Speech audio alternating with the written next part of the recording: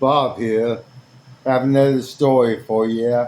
This one is called The Demon's Lover's Soul Bargain. Let's see what this has to say. I know there's a few chapters on the demon lover.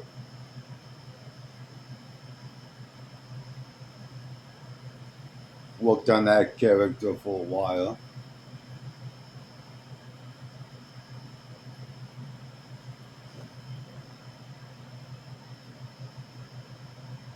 The moon hung low, a bruised groin, over the city when the procession began. They came at 3:13 a.m., the hour when the veil thins and the living forgets to breathe. First a hush, as if every streetlight held its breath. Then the sound, bare feet on west asphalt, 1,000 of them, soft as moth wings, yet perfectly synthesized. The demon walked at the center. He had no name. That was a human tongue could hold. To the ones who had bargained and lost, he was simply the lover.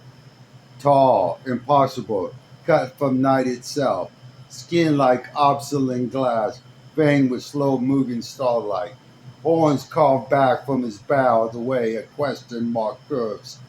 Elite, elegant and cruel, his eyes were old galaxies burning out. A man stood at the corner of incense and DeLacy, cigarette trembling between his fingers. He had come out for air after another fight with the woman sleeping in his bed. Another night of realized love has become a habit rather than a hunger.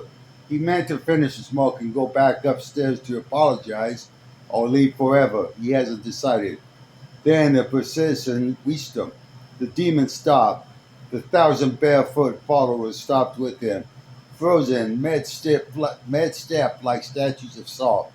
The man felt the air change, thicken, turn sweet and metallic, the way it does just before lightning. The demon tilted his head. He was looking at something the man himself has never seen. The aura. To mortal eyes, the man was 34, unshaven, coat too thin for November. To the demon, he was a lantern of bruised violet and desperate gold, flickering, starving. The demon smiled with a mouth that had no business being that beautiful. You, he said, voice rolling through the man's bones like distant thunder over warm skin, almost out of light. The man tried to step back. His heels meet the iron of a subway grate. There was nowhere to go. I'm not, he started. You are, the demon said gently. You have been giving pieces of yourself away for years. To her, to them, to the job that eats your hours, to the mirror that lies. There was no little left. There was so little left that still you burn. He raised one hand, long fingers, black nails sharp as Epstein flakes. Between them danced a thread of the man's soul, visible now, a single thread of liquid starlight pulled loose from his chest without a wound. It writhed like a living thing, terrified and ecstatic. The demon brushed it against his own lips. The strand flared brighter. Pain or pleasure, he muttered. They taste the same when the hunger is as pure. He touched the man, not flesh to flesh, something deeper. The contact was electric. A live wire dragged across every nerve at once. The man's knees buckled. The cigarette fell, scattering embers like tiny screaming suns. Pleasure first, a white heart bloom behind the eyes, the kind that make you understand why saints read and sinners confess. Then pain, surgical, peeling him open layer by layer, and until he was nothing but wall wanting. They alternated so fast it became one sensation, desire sharpened to a killing point. The demon leaned in to his their foreheads almost touched. I could take the rest, he whispered. Finish what you started. Leave you a hollow man who never hurts again because he never feels again. The strand of soul trashes between them, reaching toward the demon like a plant toward sunlight. Or the demon continued, I can give you something back. One night, all of me. Every secret you were never brave enough to ask for. Pleasure that rewrites the architect of your blood. Pain that teaches you exactly who you are when no one is watching. And when the sun raises, I leave you whole, brighter than you ever been.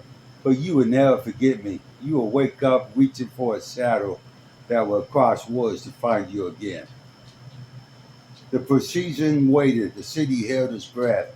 The man looked at the thread of his soul glowing between the demon's fingers. He thought of the woman upstairs, of the apologies that would never be enough, of the years stretching ahead like a sentence. He met the demon's ancient, hungry eyes. Which is it, beloved? The demon asked, soft as sin. Do you want to be empty or do you want to burn? The man opened his mouth. Somewhere far above, the bruised moon waited for an answer that would change everything. The precision had vanished the instant the man whispered yes. Now there was only the demon, taller than before, broader as though consent has feed him. The street lights dimmed to amber red. The air turned thick and honey slow. From the shadows that proved at his feet, three women stepped forward. No rose like smoke given flesh. His internal submissives. The first was porcelain's pale, hair the color of spilled ink cascading to her waist, eyes blindfolded with a strip of midnight silk. Around her throat, a collar of black gold ultra six that hurt to read. She moved as if underwater, every gesture language intoxicated. The second was fire made obedient. Skin sun kissed bronze, chopped hair dyed amber orange, rings of polished iron piercing brow, lip, and the delicate rings of her collarbone. Her breath came in soft, conscious moans, as though pleasure was simply the ways he inhaled. The third seemed carved from moonlight and frost. Silver white hair, almost translucent skin, lips the pale blue of high altitude. She was naked except for change of eyes that never melted, wrapped around wrists, ankles, waist, chains that chimed with every trembling step. They knelt in perfect sympathy the moment they materialized, foreheads touching the wet pavement, back arching, bar arched in offering. The demon's aura unfurled. It was no longer subtle. It poured from him in visible waves. Deep indigo shot through with molten gold, threads of crimson lightning crawling over his surface. The aura did not merely surround him, it claimed space, invaded lungs, soaked into brick and asphalt and flesh. Street signs rattled, windows up and down the block fogged as if the whole city had begun to pack. Where the arrow touched, ecstasy followed. The pale one was first.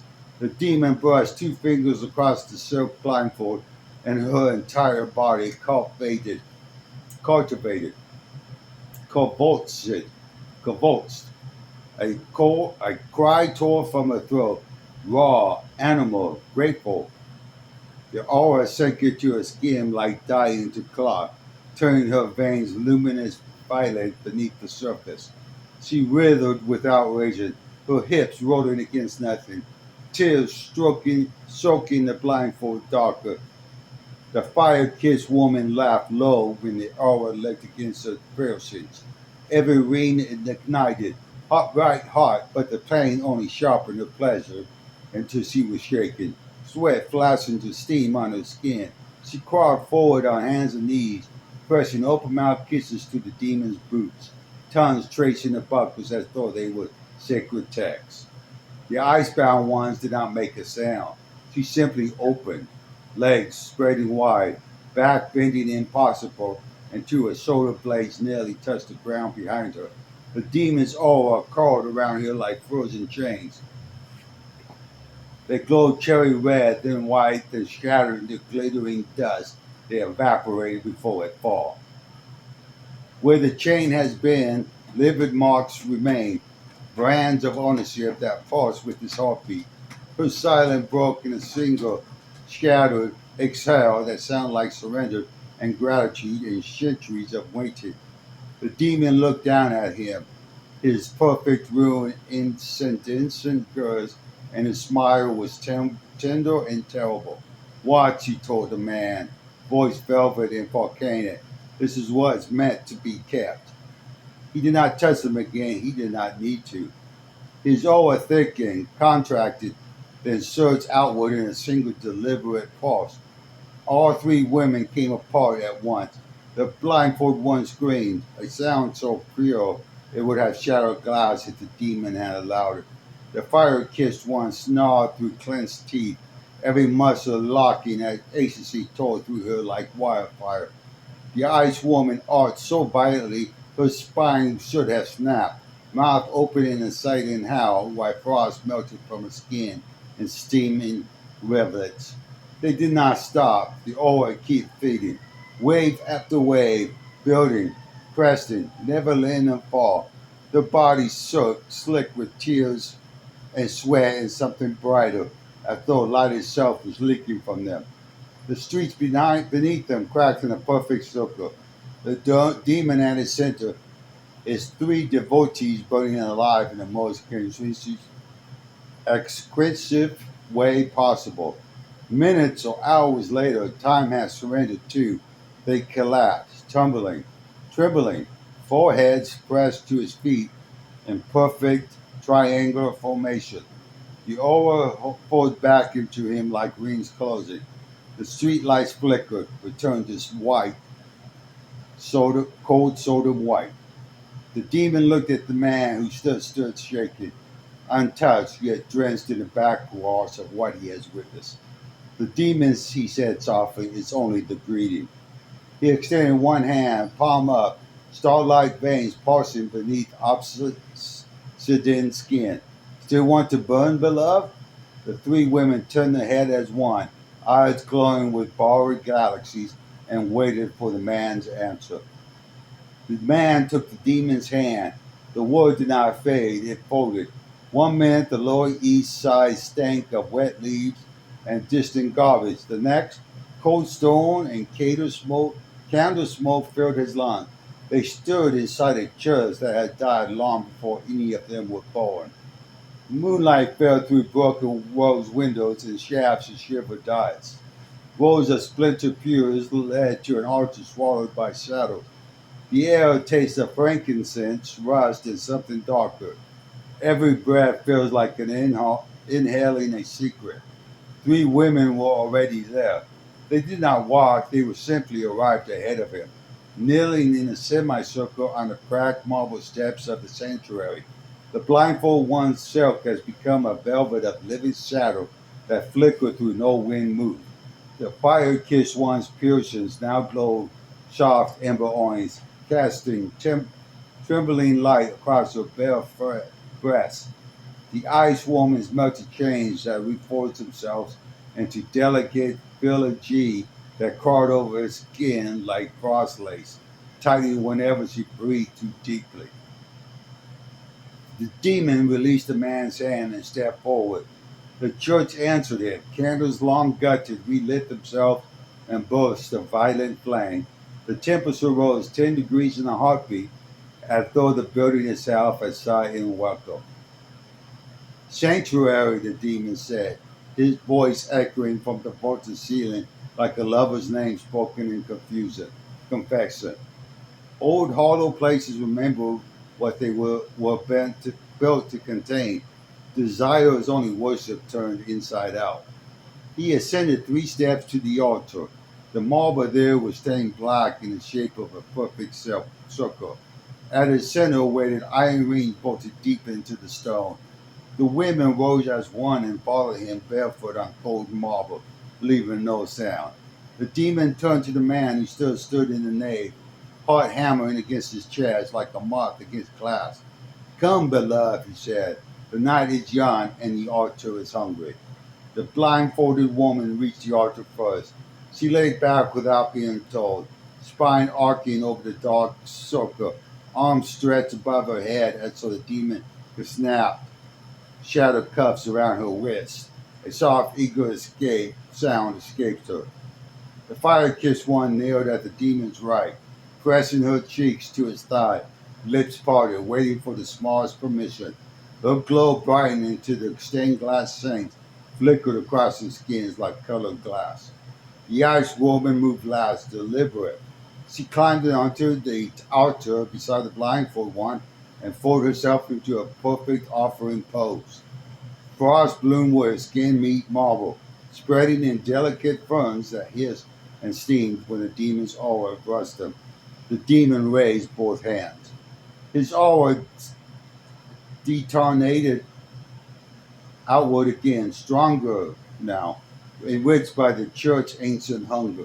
It flooded the vaulted space, soaked into stone and wood in centuries of whispered sins. The violet candles flared taller, somewhere in the rafters, invisible chains rather than sym- sympathy. Sympathy.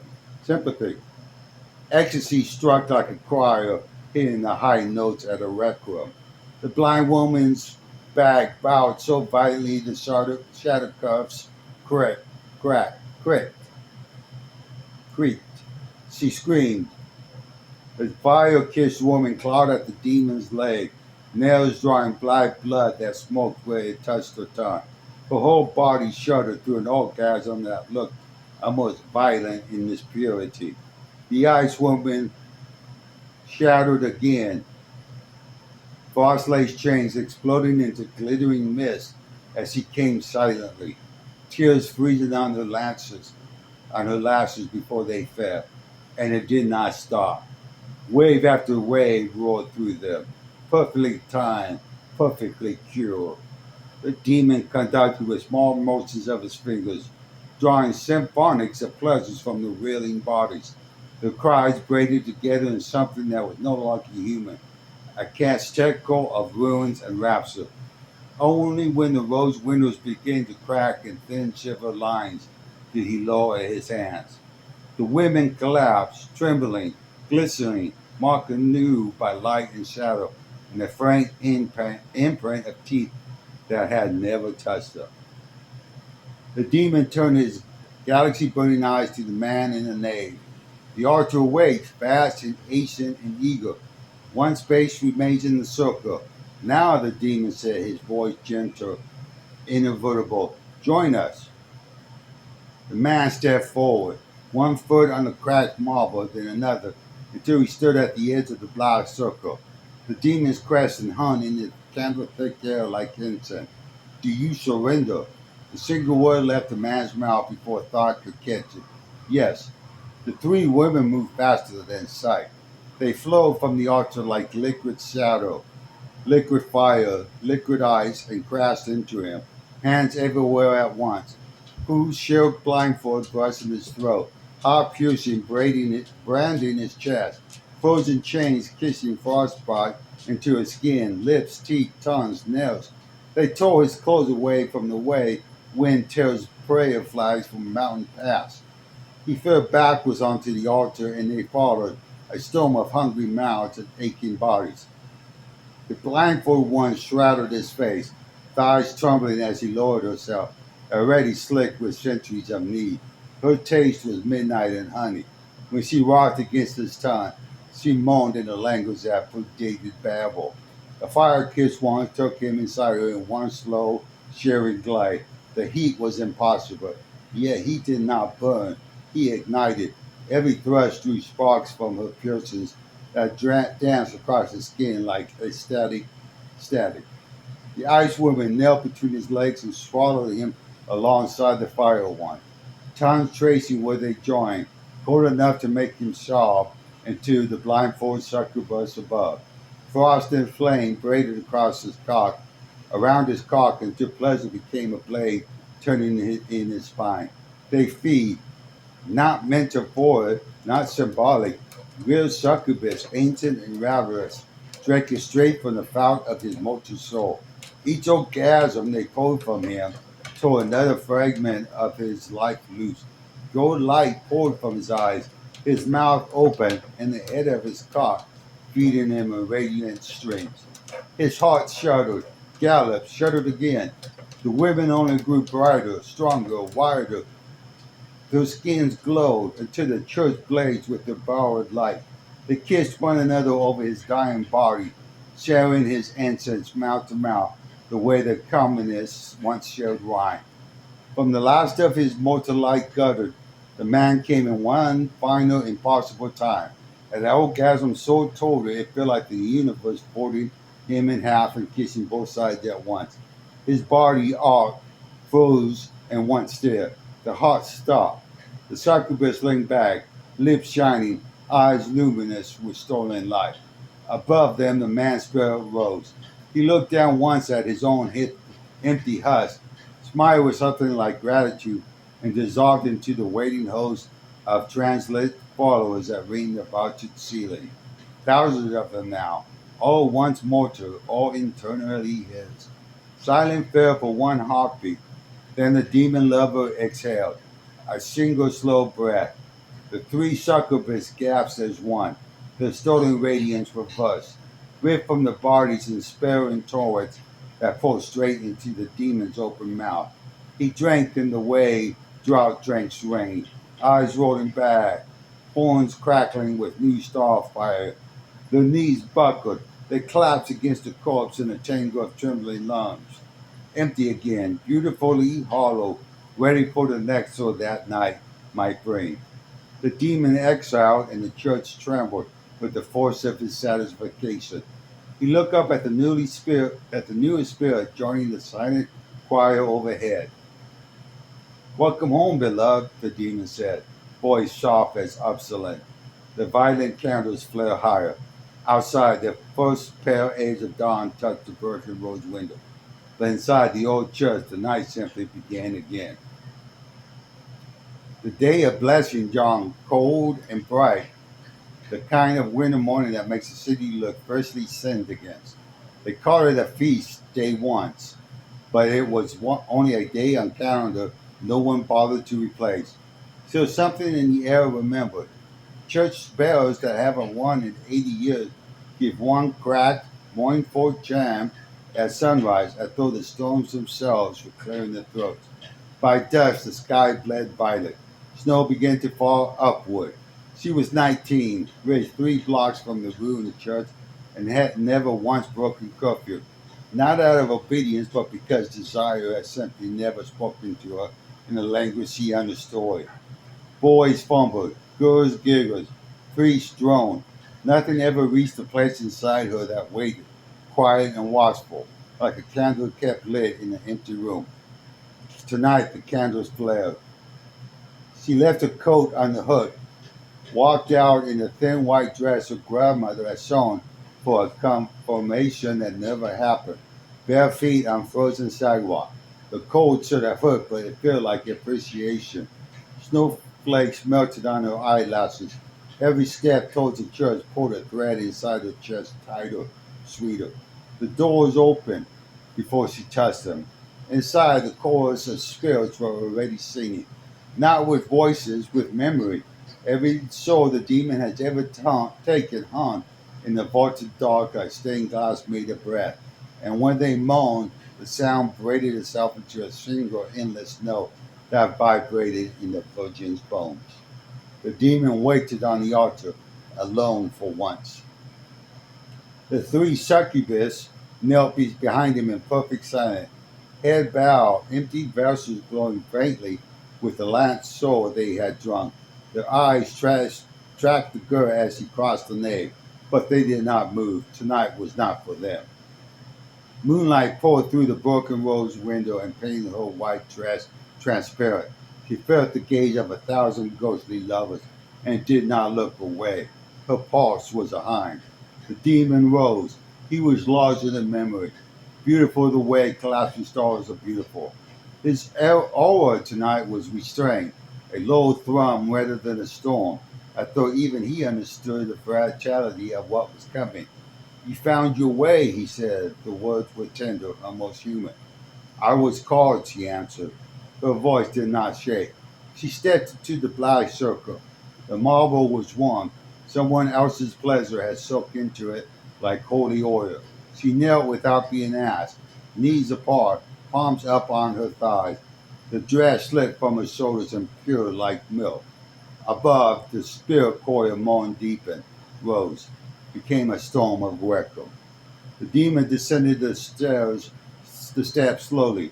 Each footfall left a footprint of violent fire that did not burn. When he reached her, he cupped her face in both hands and tilted it up. There was still time to leave, he said, though they both knew it was a ritual and not mercy. She answered by leaning forward and pressing her lips to the center of his chest, right where her heart should have been if Steeman still pretended to need him. The contact broke the last restraint. His aura unfurled.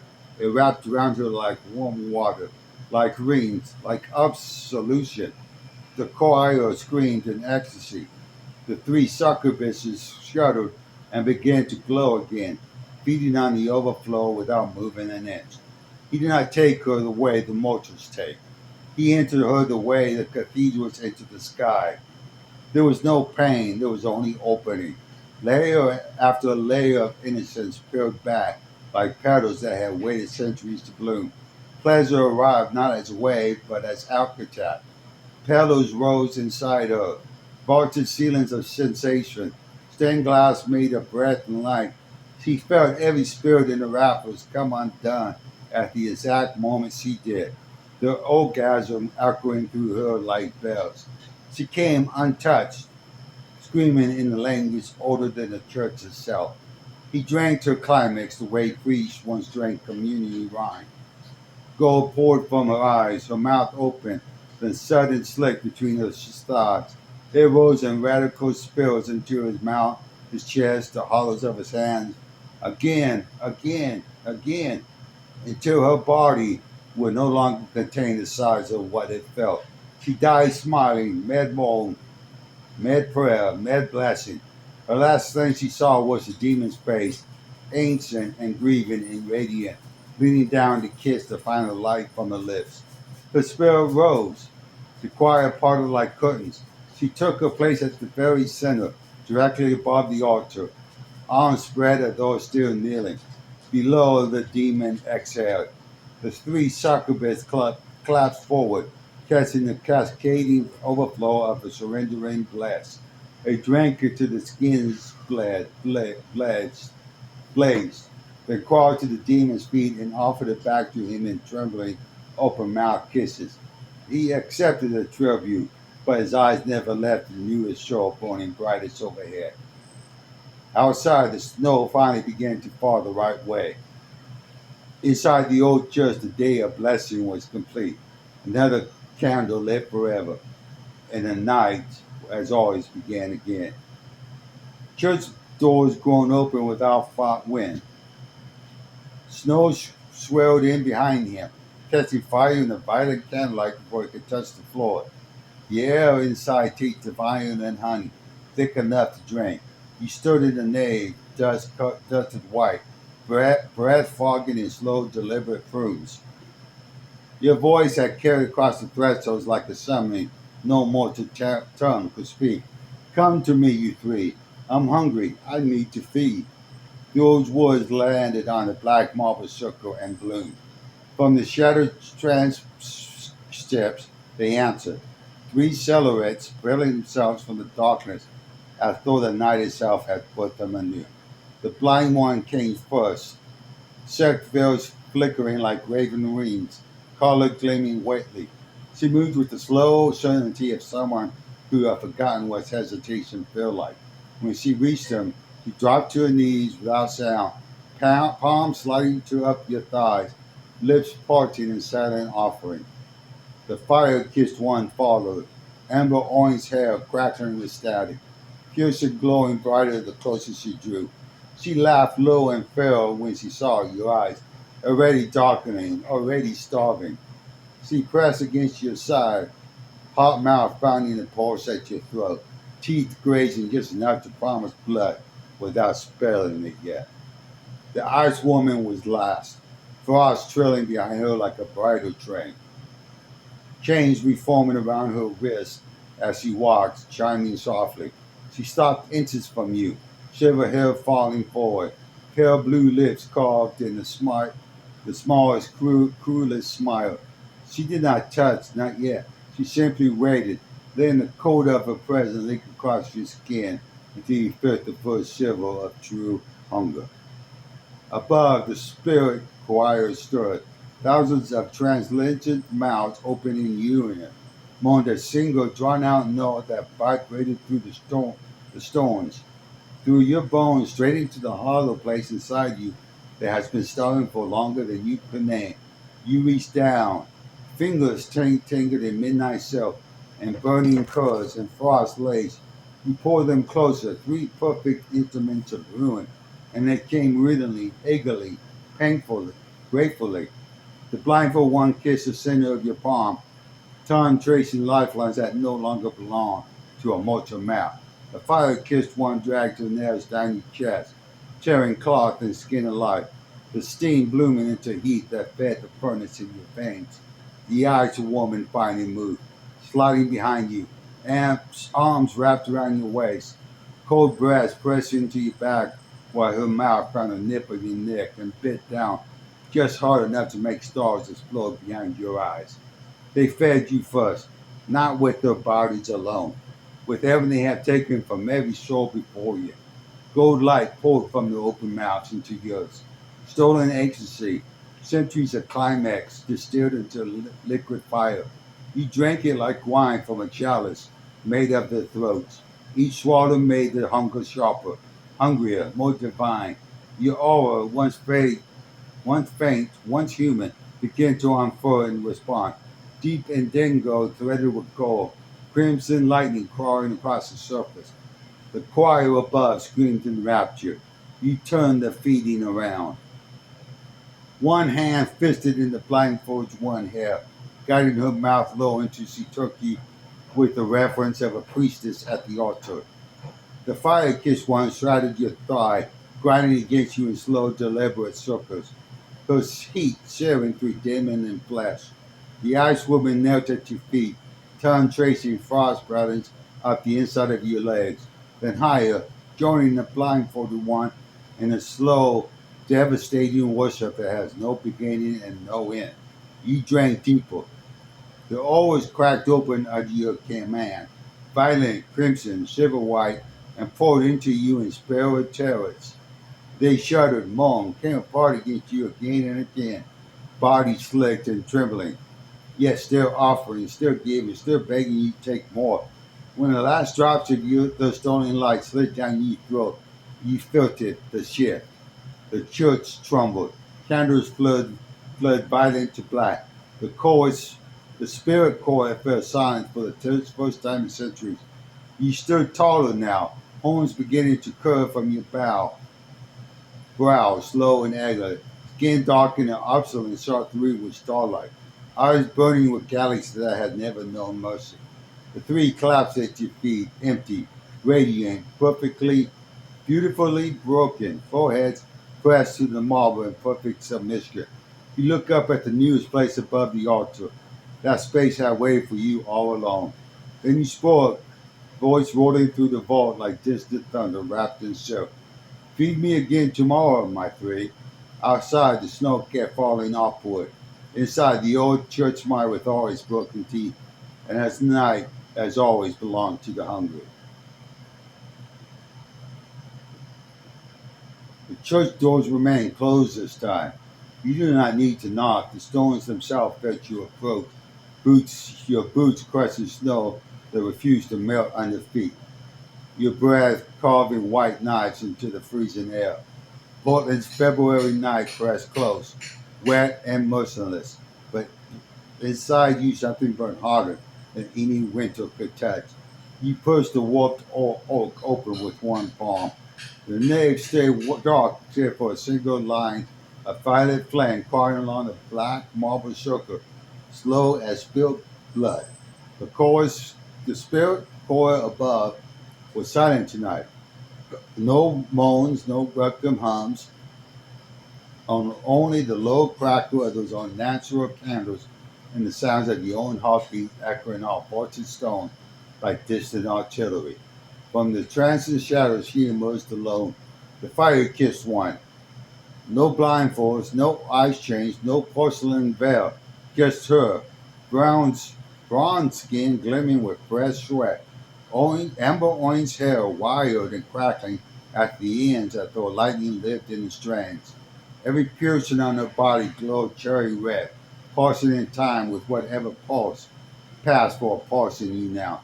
She wore nothing but the faint sculpt marks of past beatings, delicate brands across ribs, throat, inner thighs. Your marks, or the demons, or both, they no longer mattered. Ownership had blurred long ago. She stopped 3 paces away. Her eyes, black Shellera, multi-gold irises locked on yours. She tilted her head, steady the hunger carved into your face. The way your hands flexed as though already gripping something that would scream. You called for pain, she said, voice low, smoke rough, amused. Not pleasure, not beating, pain. You nodded once. She smiled then, slow, pareidolia, almost tender. Good boy. She closed the distance in one fluid step and pressed her palm flat to your chest. Heat poured through leather and skin like gasoline finding a match. Your coat smoked at the edges. Beneath it, your shirt began to char in perfect handprint shapes. She did not ask permission. Her other hand fisted in your hair, yanked your head back into her throat, stretched taut. Teeth sharp, too sharp, grazed the pulse there, drawing red, thin lines that sizzled as they wailed. The sting was immediate, electric, grounding. You hissed through clenched teeth, and she laughed against your skin, the sound vibrating straight into bone. Then she shoved. You hit the altar hard, back first, marble cold enough to steer breath. She climbed over you in the same motion, straddling hips, knees pinning wrists to stone with impossible strength. Her piercings flared brighter, each one becoming a tiny sun, branding your chest where they pressed. She leaned until her lips brushed here. Pain to fear, she whispered, and feel this. Nails ra- raked from collarbone to navel. Deep, deliberate, parted skin in full parallel pores. Blood sweat dark and slow. She dragged her tongue through it, tasting copper and salt and whatever fragment of soil still clung to your veins. The burn followed the path of her tongue, spreading like wildfire on the flesh. You arched, gasping, cock already straining against enemy, despite or because of the agony. She ground down once, hard, letting you feel how wet the pain made her. Then the real work began. She tore your shirt away completely, exposing skin meet her mouth, biting, sucking, shearing, each nipple caught between teeth until she bucked. She held you down with thighs like iron brand. When you thrashed, she only bit harder, drawing fresh blood that she let clean with slow, deliberate strokes. Her hand slid lower, fingers curled around your throat, not choking, not yet, just tight enough to remind every nerve that breathing was a privilege she could revoke. The other hand worked your belt open, yanking deniment and breath down in one brutal pull. Cold air heat overheated its skin. Then the palm closed around you, gripping punishment, stroking once, twice, deliberately too rough. You groaned, half pain, half pleasure. You smiled against your throat. More, you managed one word, yes. She released your throat only to slap your face. Open palm, sharp crack that echoed through the empty chest. The steam bloomed bright, tears pricked without falling. Before you could recover, she slapped again. Another cheek, harder. Your head rocked, vision stalled. Then she sank down, took you in one braid slide, shearing slide, hot enough to feel like molten iron wrapping cock and balls. No gentleness, no easing in, just claiming. She rode you like punishment, fast, deep, motionless. Each downward thrust ground persons against sensitive skin. Sparks of agony laced pleasure shooting up from your spine. Her nails dragged crescents into your shoulders, drawing more blood that ran in warm reverence down your arms. You came the first time screaming, bodies locked, hips slamming up to meet her, release tearing through you like shrapnel. She did not slow, kept riding through it, forcing oversensitive nerves to fire again and again to the pleasure cut back into pain, and you was begging wordless, broken sounds. She leaned close, lips brushing hers. Still need to feel? You nodded, tears streaking now, chest heaving. She smiled, beautiful, radiant, then feel everything. She clings around your inner wall. It's delivered waves that milk another orgasm from already drained flesh. At the same moment, her teeth sank into the meat of your shoulder, deep, claiming, bone close. Blood flooded her mouth. She drank while you shuddered beneath her a third time. Shuddered beneath her a third time. Body convulsing, vision tunnelling into white hot nothing. When she finally lifted her head, lips shining crimson, the violet flames around the circle had burned down to stubs.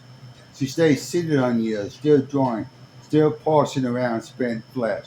One hand stroked wet, damp hair from your forehead, almost gentle now.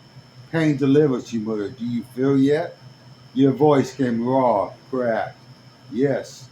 She kissed you then, slow, deep, tasting of your own blood in the wildfire heat. Tomorrow, she whispered against your mouth, you'll beg for more. The church bells creaked once as the door exhaled. Outside, Portland snow kept falling, ordinary, quiet, uncaring. Inside, the fire-kissed one remained a strategy, waiting for the next plea. And the night stretched on, endless, hunger, alive with the beautiful art of being felt. The church door stood ajar when you arrived, as though the building itself had been waiting, breath held, stone patient for this particular anniversary. February 14, 2026. The snow outside fell in slow, deliberate sheet, blanketing Portland in white silence. Inside, the violent candles had burned down to stubs days ago and never been replaced. The air was colder than the street, colder than bones. Frost rimmed the edges of the broken rose window, creeping inward like fingers witching for warmth that no longer lived there. You stepped across the threshold. Your boots left no print. The marble drank the sound. From the shadow aspect she came, the ice woman. No change tonight. No frost lace crawling her skin. No glittering dust trailing her step. She was bare, pale as moonlight marble, silver white hair falling straight to the small of her back like frozen water. Her eyes were the color of glaciers calving into black sea, colorless, deathless, ancient. When she breathed, a small cloud of frost formed and drifted upward, dissolving before they reached the vault. She stopped at the edge of the black circle, did not kneel, did not speak, only looked at you with that endless, unblinking gaze, as though she already sees the exact shape of the room you carry. The human half of yourself carved out of this day, years ago by betrayer, sharp enough to surveil soul from flesh. You crossed the nave, each step heavier than the last. When you reached her, you did not touch. You simply stood there, chest rising and falling too fast, waiting for the numbness she has always promised but never forced. She lifted one hand, slow, deliberate, and pressed her palm to the center of your chest, right over the place where your heart still beat treacherously. The cold was intimate, surgical. It sunk through coat, skin, shirt, ribs, straight to the marrow. Not burning like fire, not electric, just absent. The slow theft of sensation, layer by layer. Your breath fogged between you, then stopped fogging. She stepped closer and their bodies aligned, breast to breast, thigh to thigh, forehead to forehead. Her skin was not merely cold, it was the temperature of a night of a winter's lake at midnight. The kind that stops a heart in seconds if you stay under too long. I need to feel numb, you whispered. The words cracked like thin ice. She answered without a sound. Her arm slid around your wrist, slow, carefully, almost reverent, and pulled you flush against her. The cold bloomed outward from every point of contact. Fingers playing across your backs, breast pressing to your chest, hips lodging against yours. When skin meets skin, frost formed a delicate fern pattern, spreading like lace across your collarbone, down your arms over the curve of your throat. She tilted her head, lips brushed yours, not a kiss, not yet, just the barest press. Your mouth went numb first, then tongue, then the inside of your cheek. The taste of food was winter wind and clean snow and the faint metallic memory of tears frozen before they can fall. You sank to your knees together. She guided you without any effort, as though gravity had decided to obey her instead of physics. When your back met marble, the stone was no longer cold as she was. They had become the same thing. She straddled you, not to claim, not to ride, but to cover, to envelope. Her body draped like over yours like a shroud, made of frost-kissed silk, legs tangling with legs, arms wrapping around shoulders, face tucked into the hollow of your throat, so a silver hair spread across your face like a curtain, shutting out the word. The cold deepened. It moved inward, past muscle, past bone, past the frantic thud of your pulse.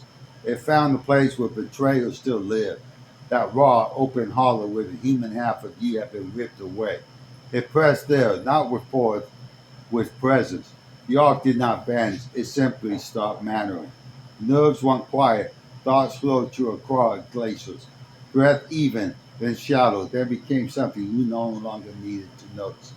She finally kissed you, slow, deep, unhurried. Her tongue carried winter into your mouth.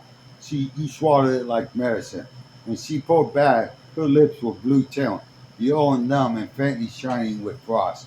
Become one, she whispered, the first words she had spoken, voice like cracked ice over deep water.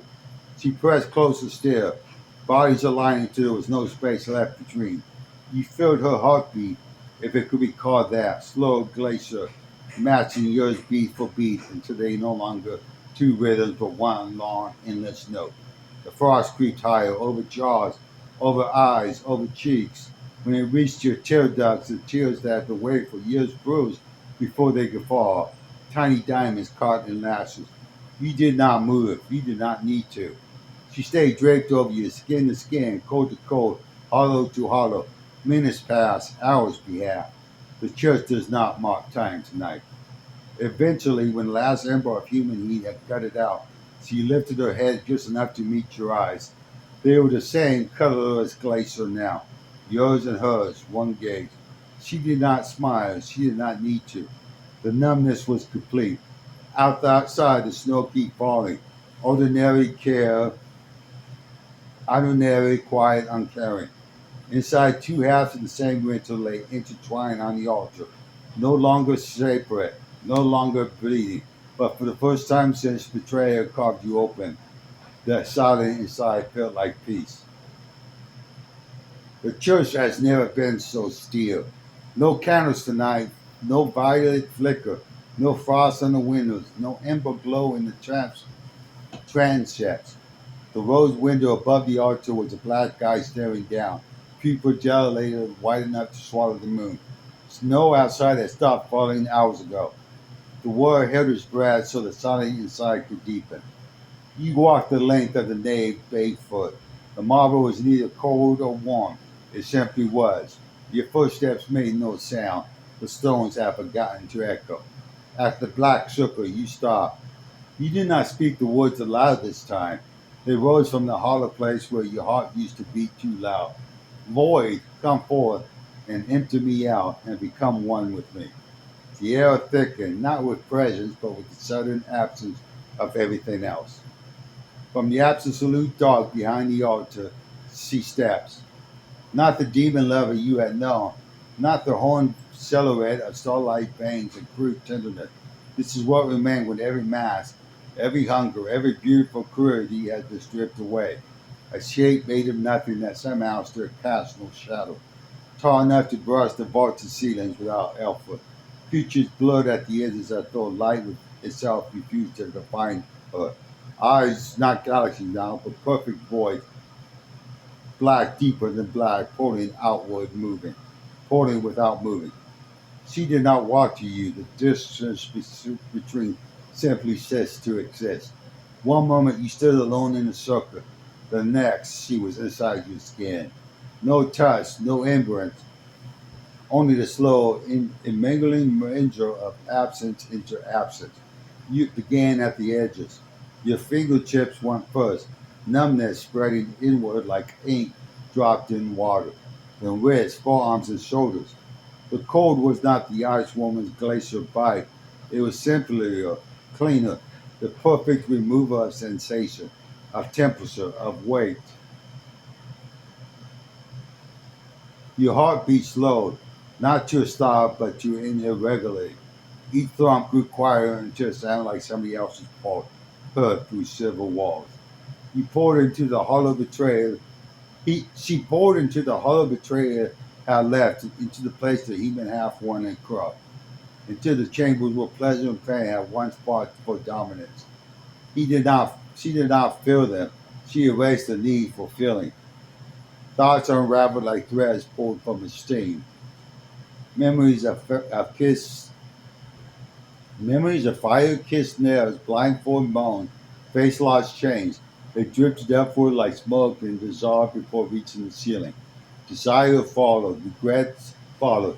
The anniversary wound that had bled for years simply closed, not healed, deleted. You felt yourself emptying, not violently, not with screams or ecstasy, with the calm precision of a room being cleared, item and item until only bare walls remained. When the last fragment of you slid free, some small, stubborn spark of it that had claimed longest, you gathered it gently and drew it inward. There was no longer a boundary. No skin met skin, no breath against breath. Only one continuous absence wearing the shape that had once been yours. You no longer, you, no longer you, looked down at the body still kneeling on the marble. It breathed slowly, eyes open, staring at nothing. A perfect vessel now, empty, quiet, waiting. From inside the emptiness came the faint vibration, not a voice, but the memory of one. We are one. No horns curved from the brow, no starlight veins, no hunger left to feed, only vast, perfect nothing. The spirit choir above did not sing tonight. They had fallen silent the moment the merging began, and through every ghost understood reverence before true void. Outside San Juan, the March sun would rise soon, ordinary, indifferent, spilling gold across rooftops and fireplaces and freeways. Inside the old church, time has already ended, and the black circle that remained knelt in perfect stillness, a silhouette wearing your face, breathing your last borrowed breath, containing nothing at all, except the void, which was at last content. The church has grown quieter with each visit, as though the stone themselves were leaning exhausted. No doors groaned this time, no shadows stilled in appreciation. The black circle on the marble floor lay empty and unlit, a void that has already drunk its full of you. The air tastes of dust and distant rain, the faint metallic aftertaste of everything that had once burned or frozen or empty inside these walls. You enter without ceremony, sat on the lowest step of the altar desk, head bowed, hands open on your knees, palms up, as though waiting for something to be placed there or taken away. Minutes passed, or hours. Time had long since stopped keeping score. Then she came, not from shadows, not from flame, not from the front. She simply was, suddenly present at the far end of the nave, as though she has always been standing there and you just only noticed. The third succubus, Fate. She wore no collar, no chains, no glowing piercing. Her skin was the color of old parchment. Under moonlight, soft, almost translucent, veined with the faint, silvery scope that shifted when she moved, like handwriting written in mercury. Hair, the deep amber of autumn leaves, caught mid-fall, long and unbraided, brushing the small of her back. Eyes the color of storm clouds at dusk, gray threaded with gold, calm and knowing and utterly without judgment. She walked towards you barefoot, steps silent, unhurried. Each footstep left no print, no frost, no scorch, just the stubborn sense of something inviolable had drawn closer. When she reached you, she did not kneel. She sat beside you on the steps, close enough that her shoulders brushed yours, warm where the others had been cold as sharing. Not hot like fire, not glacial like ice, simply present. a warmth that felt like the memory of sunlight on skin you no longer remember having. She said nothing at first, only lifted one hand and placed it lightly over the both of yours. Her fingers were long, elegant, tipped with nails the color of tarnished silver. Where she touched, the trembling stopped, not forcing the stillness, but gentle, invited to rest. You called me fate, she muttered at last. Her voice was low, melodic, the way wind sounds through bare branches in late November. Not by name, but by what you needed. You exhale, a sound that might have been a sob if there was tears left to spin. She turned her turned her hand palm up beneath yours, lacing fingers slowly, deliberately. The shiver script on her skin flowed towards the point of contact, tracing faint glowing lines across your knuckles. Letters in no alphabet you knew, yet you understood every one. It is always going to end this way.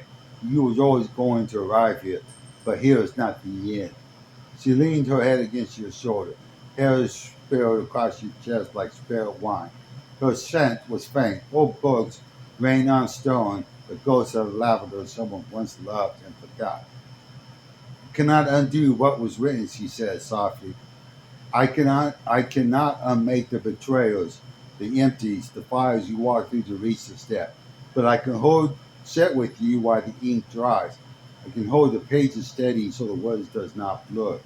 She lifted your joint hand to her lip, kissed her key to your kissed her to your knuckles. Not possessive, not devouring, just acknowledgement.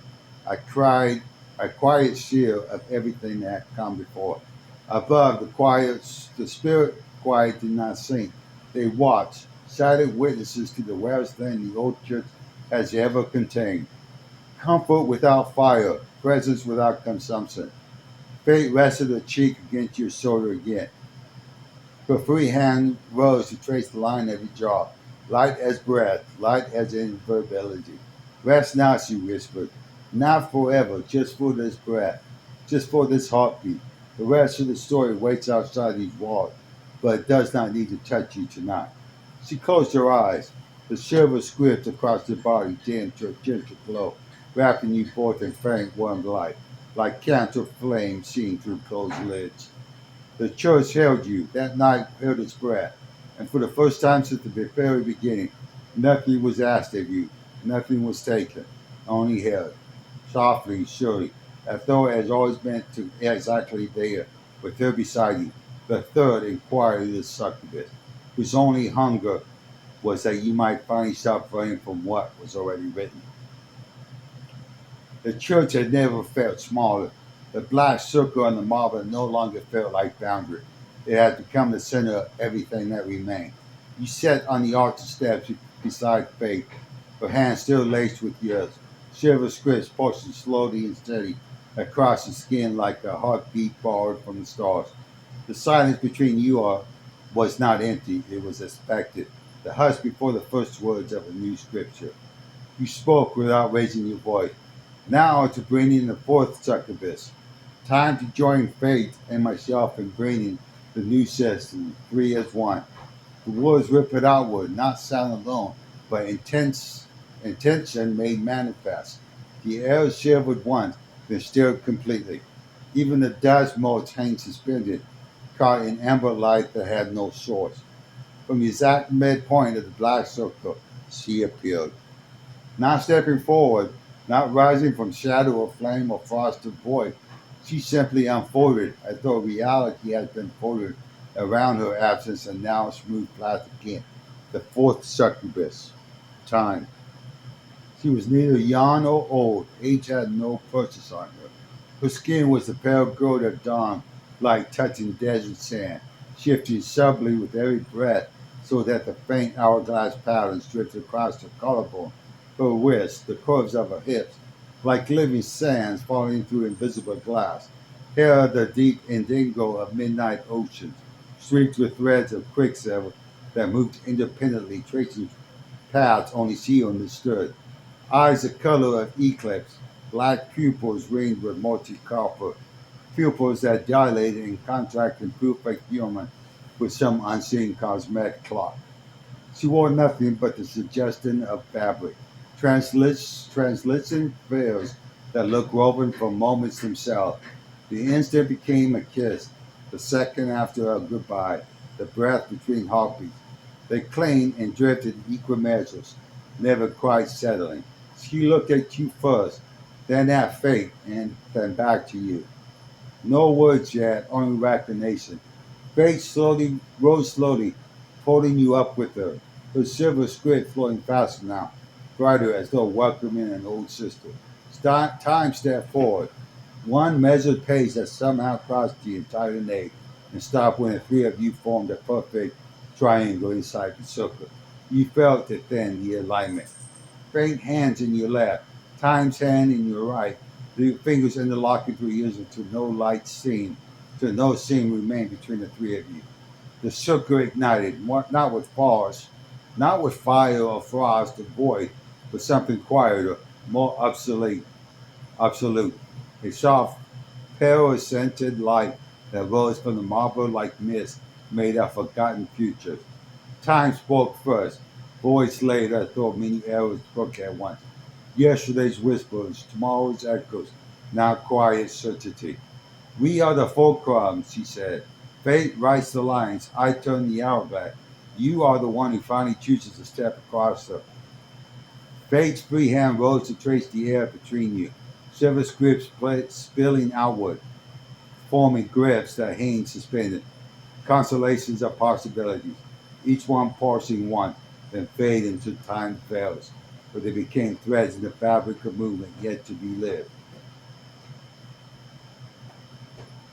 You felt the new system begin to form, not a hierarchy, not a feeding, a circuit, energy moving in a slow, endless loop, from fate's knowing calm into your empty core, through time's exonal turning, back to fate again.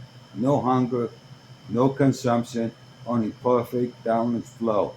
The light in the circle thickened until it became a dome, soft, sealing the three of you inside. Outside, the church began to change. Pews straightened, broken glass knit to the south pole in reverse. Time lapsed, violent stubs split back into four candles that burned without smoke. The spirit choir above stirred, not moaning now, but humming a single, sustaining chord of release, as though a change they had worn for centuries has finally dissolved. Time leaned in first, pressed her forehead to yours. Her breath was the scent of rain that hasn't fallen yet. Our pages turning in the dust, no one turning in a book no one has opened. Fate married her forehead to your other temple. Her breath carried the faint perfume of ink and old parchment warmed by sun. You closed your eyes, three as one, the circuit complete.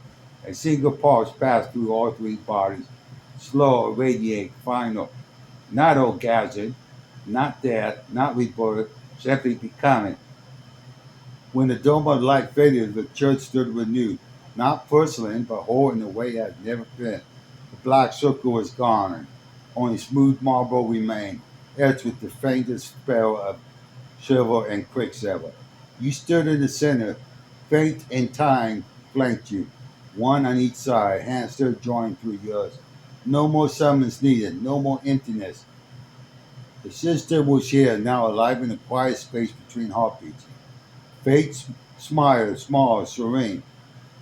Time inclined her head, acknowledgement of every second that had led it exactly here.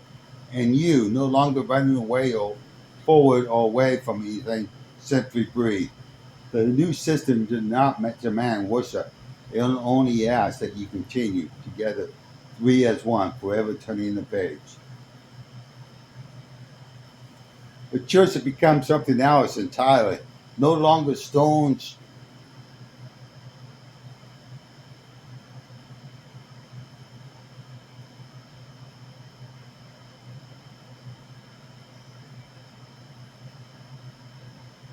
Sorry, computer threw me off.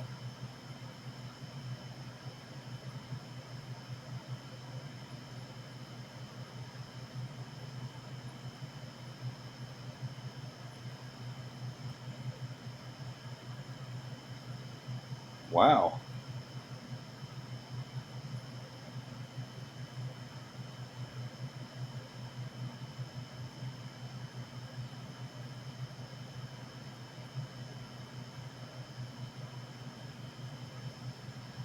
Really screwed up the storyline, didn't it?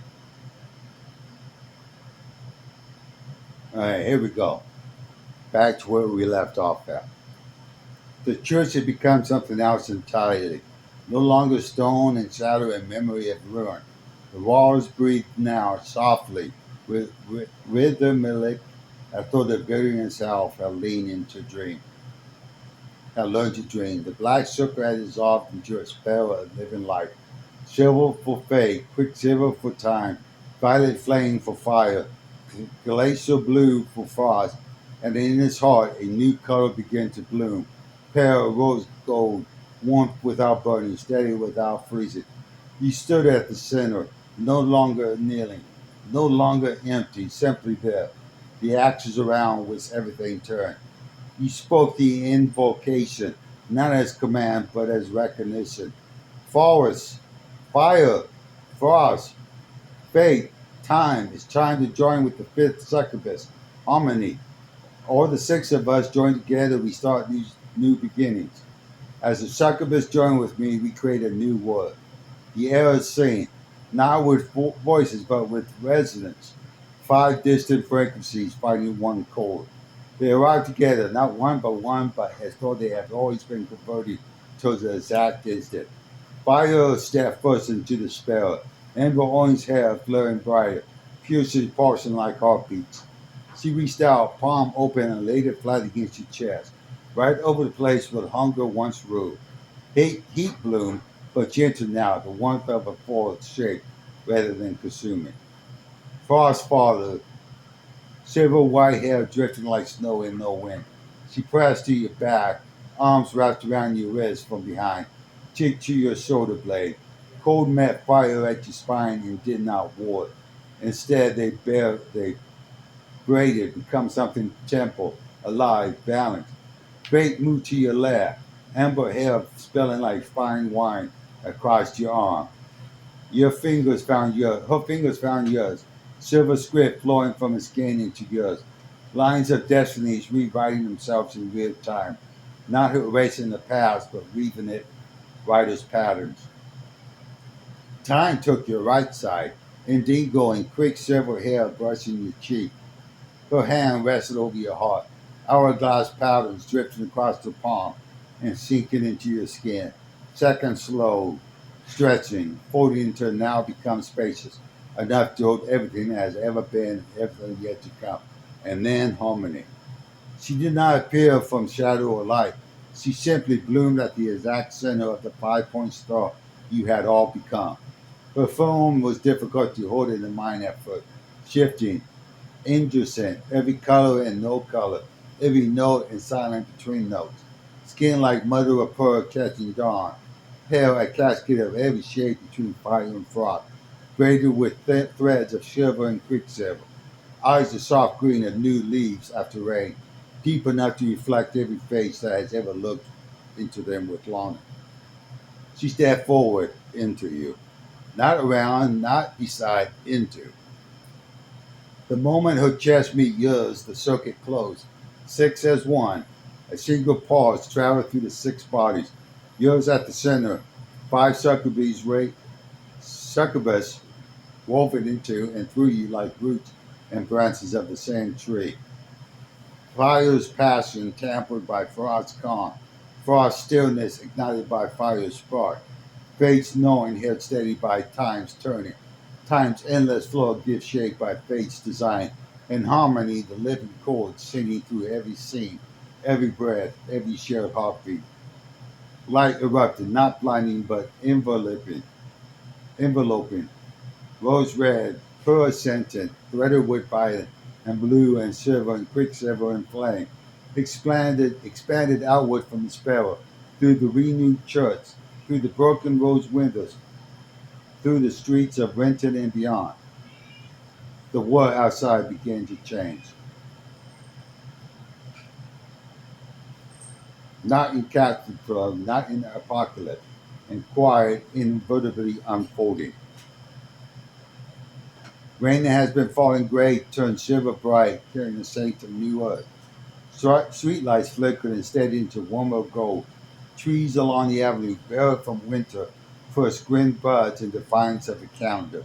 Strangers on sidewalks paused mid-step, looked up, smiled without knowing why, as though some old, unnamed ache had loosened its grip. And inside the sparrow, you feel it, the new word being born, not out there, but through you. Through the six of you join, insistent no longer of hunger or empty, or even comfort alone, but of harmony in motion. Creation without consumption, balance without stasis, beginning without end. Harmony lifted her face to yours. Lips brushed your forehead, not a kiss of possession, but a completion. New beginnings, she whispered, voice the wind of wind chimes made from starlight and rain. Not the end of the story, the continuance. Wider, deeper, whole. The five letters pressed closer. Arms, hands, bodies, until boundaries blurred entirely. You were no longer man and succubus. You were the living bridge between what was and what could be. Well, let me know what you think of that.